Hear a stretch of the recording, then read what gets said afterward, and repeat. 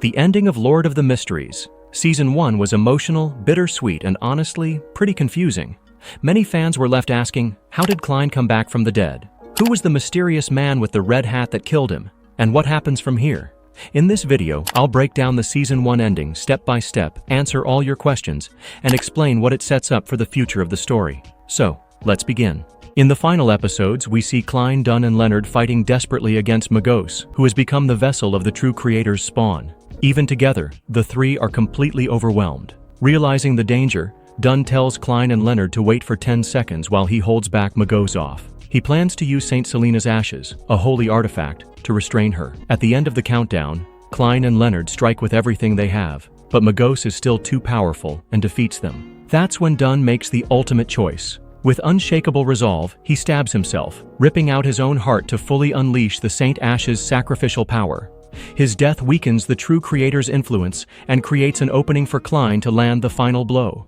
Magos is defeated, but it costs Dunn his life. Klein, heartbroken, tries to use the power of the gray fog, his mysterious otherworldly domain, to resurrect Dunn. But before he can succeed, Ince Zangwill suddenly appears. With a single strike, Zangwill kills Klein. The scene shifts to Zangwill's chilling monologue, revealing him as the true mastermind behind many of the tragedies we've seen so far. I'll explain everything about him in detail later. The world mourns the loss of both Dunn and Klein. But then, in a heartbreaking twist, Klein revives thanks to the powers of the gray fog. Alive, but changed, he can no longer return to his old life. Instead, he watches his siblings from the shadows, even disguising himself as a clown to secretly entertain them without them knowing it's him. And honestly, this entire sequence was so heartbreaking.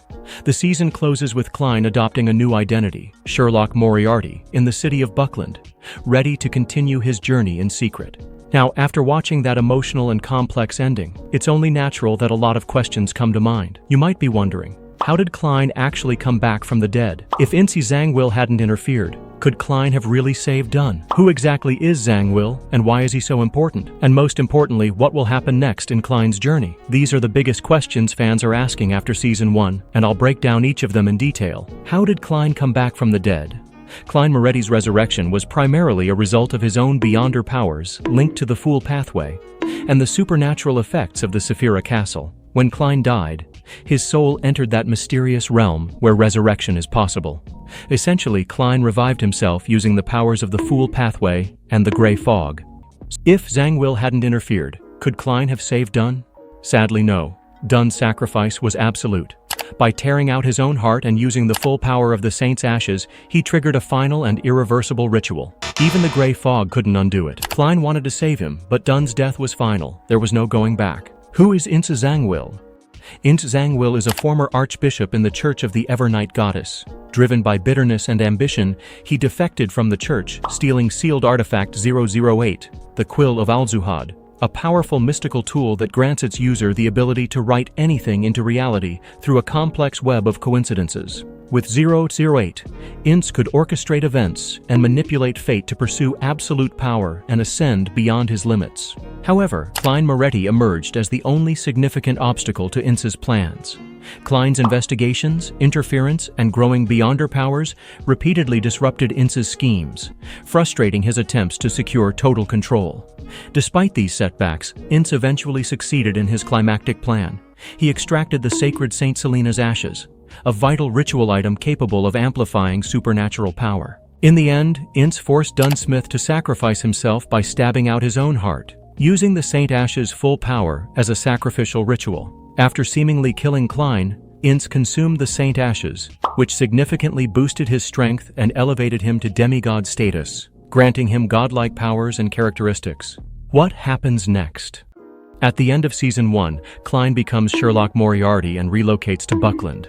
That's where Season 2 will pick up. He'll step into a new role as a detective, using his powers and wits to investigate mysteries while continuing his fight against Ince Zangwill. Zangwill, now a powerful demigod, will be Klein's main target going forward. And as the story unfolds, Klein's identity as the Fool and his growing influence over the Tarot Club will only become more important. Officially, Season 2 has been confirmed for 2027 and will span about 30 episodes, diving into this detective arc and exploring even deeper mysteries. The ending of Season 1 was tragic yet hopeful, closing one chapter while opening the door to even greater adventures. If Season 1 was this emotional, Season 2 is shaping up to be even bigger. That's the full breakdown of Lord of the Mysteries Season 1's ending. If you still have questions, drop them in the comments below. I'll try and reply to them.